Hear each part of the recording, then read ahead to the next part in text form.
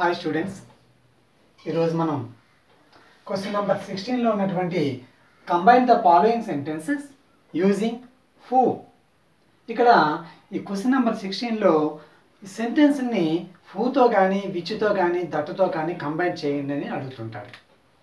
అసలు ఈ who which that అనేవి ఏంటి? జనరల్గా ఇవి మనం ఇంటరాగేటివ్ సెంటెన్స్లో వాడుతుంటాం, అంటే క్వశ్చన్ ట్యాగ్లో వాడుతుంటాం. కానీ ఇక్కడ క్లాజుల కింద వాడుతూ ఉంటాం. ఇక్కడ ఏంటంటే క్లాజ్ అంటే ఏంటి?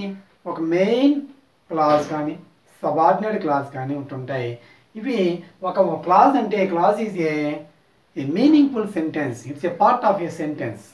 Clause is a part of A sentence which is meaningful. చాలా అర్థవంతంగా ఉన్నటువంటి ఒక సెంటెన్స్లో ఒక పార్ట్ని క్లాజ్ అంటారు. ఈ క్లాజులు మెయిన్ క్లాజ్ అని, సబార్డినేట్ క్లాజ్ అని అనేక రకాలు ఉంటాయి. అయితే ఇక్కడ ఇది మనం ఈ 16 క్వశ్చన్ నెంబర్లో మనం నేర్చుకోవాల్సింది ఏంటంటే combine the following sentences using who.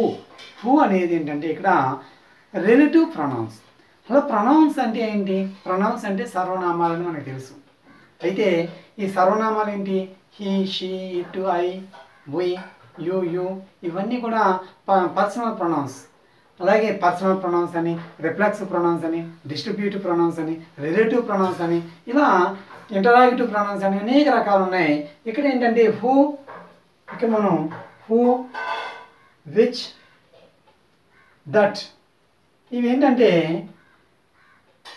Relative pronounce. వీటిని ఏమంటారు? Relative pronounce.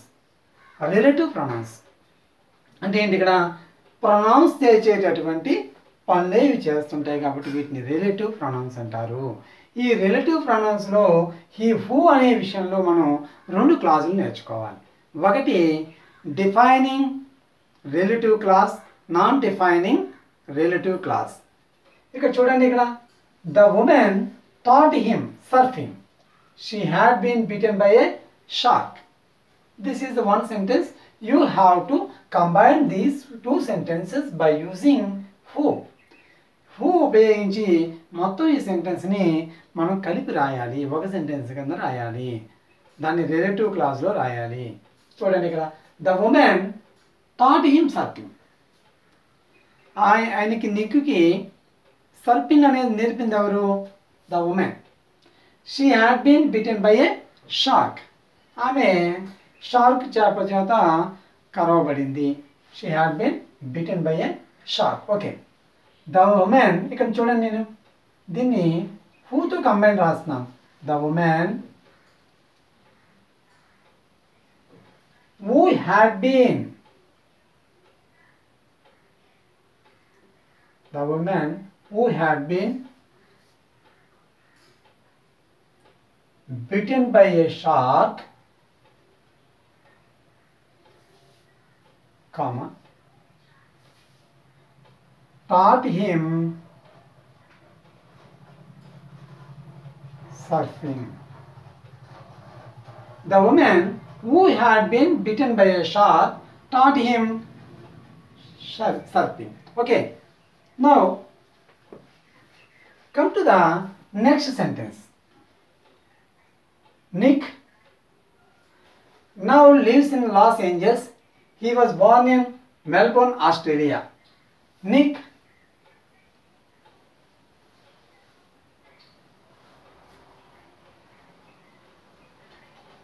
who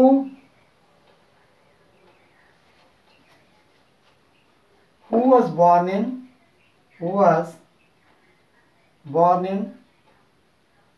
Los Angeles, or was born in Melbourne,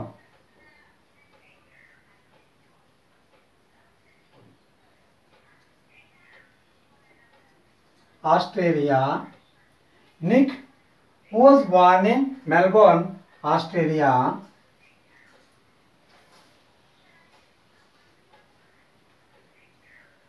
lives in Los Angeles. Okay. Observe carefully the 2 sentences. The woman who had been bitten by a shark taught him surfing. Nick, who was born in Melbourne, Australia, lives in Los Angeles.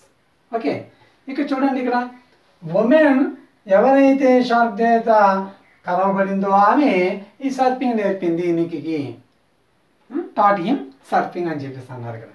ఇక్కడ ఈ రెండు సెంటెన్స్లో difference ఏంటి? ఈ రెండు సెంటెన్స్లో women అనే దాన్ని మనం ఏం చేస్తున్నామంటే ఎవరైతే ఈ షార్క్ చేప చేత కలవబడిందో అని చెప్పి ఈ ఉమెన్ గురించి మనకు తెలియదు. So some definition has to be given. Here definition ఇస్తున్నాం కాబట్టి దీన్ని ఏమంటామంటే defining relative class. Defining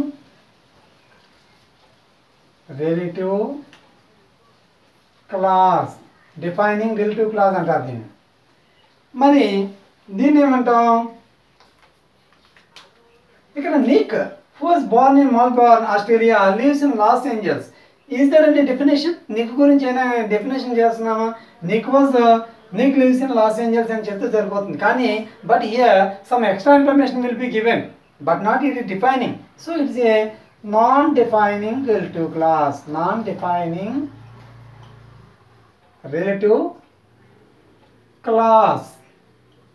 this is non defining relative class. ఎలా గుర్తించాలి? ఈ నాన్ డిఫైనింగ్ రిలేటివ్ క్లాస్కి దీనికి ఒకటే తేడా, comma is preceded by the relative class and followed by the relative class. Ending and స్టార్టింగ్లో కూడా ఈ కామా అనేది ఉంటుంది. ఇక్కడ ఈ preceded by the relative class. Relative class అనేది ఇది. ఈ రిలేటివ్ క్లాస్కి ముందు తర్వాత కూడా కామా ఉంటుంది. ఇది ముందు తర్వాత ఉన్నట్టు కామా ఉన్నటువంటి ఈ సెంటెన్స్లన్నీ కూడా నాన్ డిఫైనింగ్ రిలేటివ్ క్లాస్. ఈ రెండు రిలేటివ్ క్లాసులే. But here some definition is given. ఎవరు ఉమెన్? ఆమె కోసం చెబుతున్నా ఇక్కడ the woman who had been bitten by a shark. అంటే ఇక్కడ మనం చేయాల్సింది ఏంటంటే ద ఉమెన్. ఈ హూ అనేది ఎప్పుడు కూడా పర్సన్స్కే వాడతాము. ఈ హూ అనేది మీరు ఎలా వాడాలంటే ద ఉమెన్, రవి, గోపాల్ ఇలా పేర్లు వచ్చిన వెంటనే ఆ హూ అనేది చేర్చి మిగతా సెంటెన్స్ని కలిపి రాసి ఆ తర్వాత మిగిలిన సెంటెన్స్ రాసినట్లయితే ఇది రిలేటివ్ క్లాస్ కింద హూ ఉపయోగించడం అవుతుంది. అంటే చాలా ఈజీ. మనకి చేయాల్సింది ఎలా ఏంటంటే ద ఉమెన్ ఇక్కడ వరకు ఇలా ఉంచి the woman who had been. చూడండి సెకండ్ సెంటెన్స్లో షీ హ్యాడ్ బీన్ ఉంది కదా, ఇక్కడ who had been bitten by a shark taught him surfing. మిగిలిన పార్ట్ లాస్ట్లో రాస్తే సరిపోతుంది.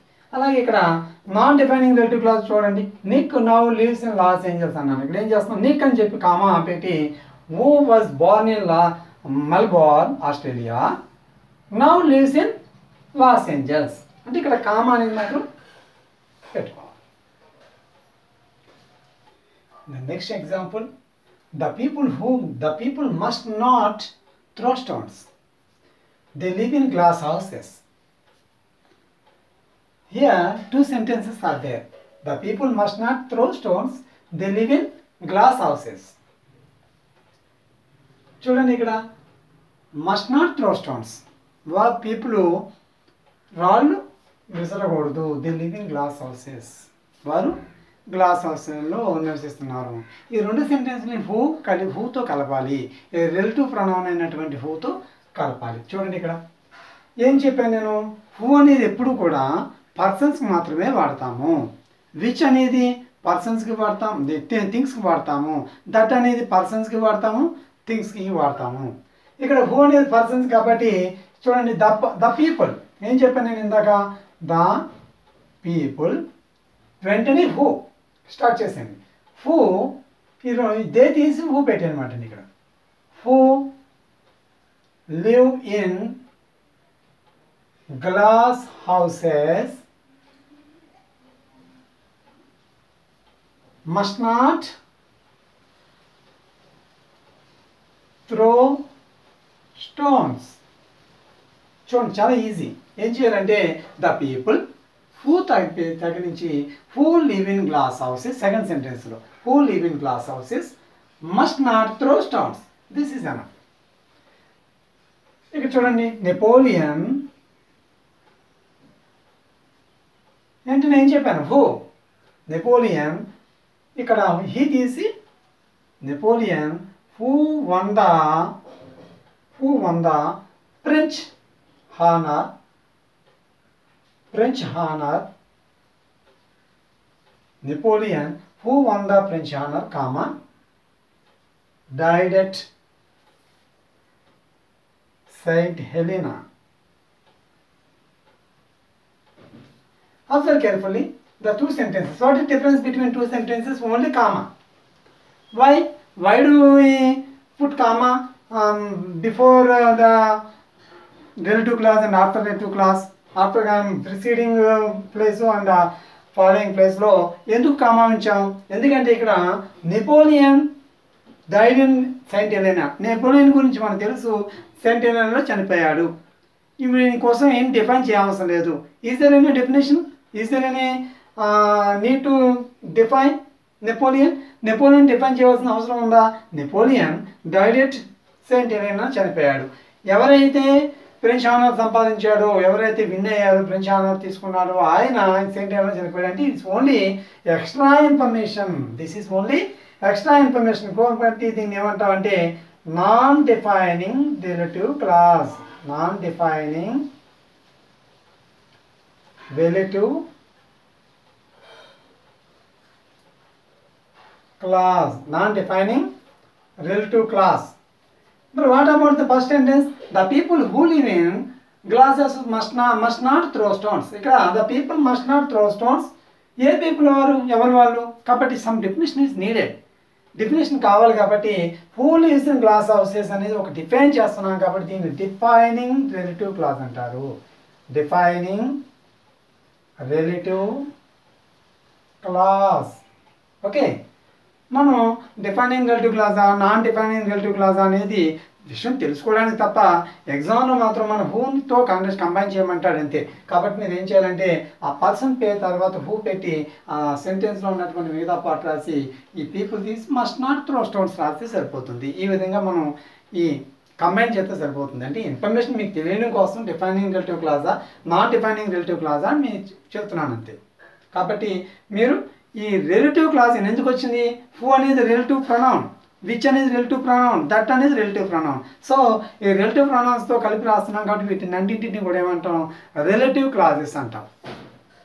ఈ ఎగ్జాంపుల్లో మనం విచ్ అని విచ్తో ఏ విధంగా కంబైన్ చేయాలి, దట్తో ఎలా కంబైన్ చేయాలి రెండు సెంటెన్స్ని ఈ రిలేటివ్ క్లాజెస్లో మనం చెప్పాం. ఆల్రెడీ ముందే చెప్పాను నేను. రిలేటివ్ క్లాజెస్ ఏంటివి? Who, which, that, whose, whom, ఇవన్నీ కూడా రిలేటివ్ క్లాజెస్ అంటాం. ఈ రిలేటివ్ క్లాజెస్తో కంబైన్ సెంటెన్స్ని రిలేటివ్ క్లాజెస్ అంటాం. ఇక చూడండి, the express has just arrived, it started from Delhi yesterday. ఇది చూడండి, ఎక్స్ప్రెస్ అనేది ఏంటి? థింగ్స్. థింగ్స్కి ఏం వాడమన్నాను? విచ్ అనేది ఎప్పుడు కూడా మనం థింగ్స్కి వాడుతుంటాం. హూ అనేది దేనికి వాడుతుంటాం? Only persons. దట్ అనేది థింగ్స్కి వాడతాం, పర్సన్స్ కూడా వాడుతుంటాం. చూడండి, హూ అనేది ఓన్లీ పర్సన్స్కి వాడతాం, విచ్ అనేది థింగ్స్కి, దట్ అనేది థింగ్స్కి, పర్సన్స్కి, హూమ్ కూడా పర్సన్స్కి వాడతాం, హూజ్ పర్సన్స్కి వాడతాం. ఇవన్నీ కూడా రిలేటివ్ ప్రొనౌన్స్. ఓకే, నౌ చూడండి విచ్తో ఎలా కంబైన్ చేయాలి. ఫస్ట్ సెంటెన్స్ విచ్తో ఎలా కంబైన్ చేయాలి?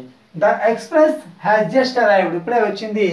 It started from Delhi yesterday, నిన్న ఢిల్లీలో స్టార్ట్ అయ్యింది, ఇప్పుడు జస్ట్ ఇప్పుడే అరైవ్ అయింది ఈ ఎక్స్ప్రెస్ అని చెప్పేసి చెప్పాలి. అంటే దేని గురించి మాట్లాడతాం? ఎక్స్ప్రెస్ గురించి మాట్లాడతాం. It's a thing, it's not a person. So we should use only which. The express అని రాసి విచ్ కలపండి. ఇక్కడ విచ్ ఇట్ తీసేసి which started from Delhi yesterday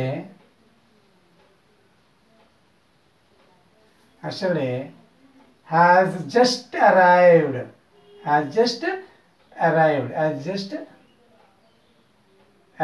okay, చూడండి ఇక్కడ ఏంటి? ఇక్కడ the express which started, it తీసేసి రెండో సెంటెన్స్లో స్టార్టింగ్లో ఉన్న సబ్జెక్ట్ తీసేసి which started from Delhi yesterday has just arrived కలిపి రాస్తే సరిపోతుంది.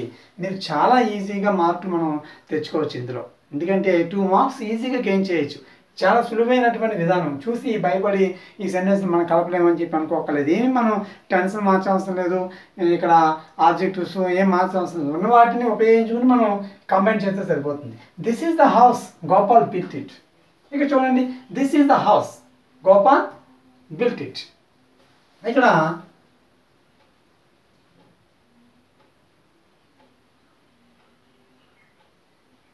This is the house same sentence రాయండి.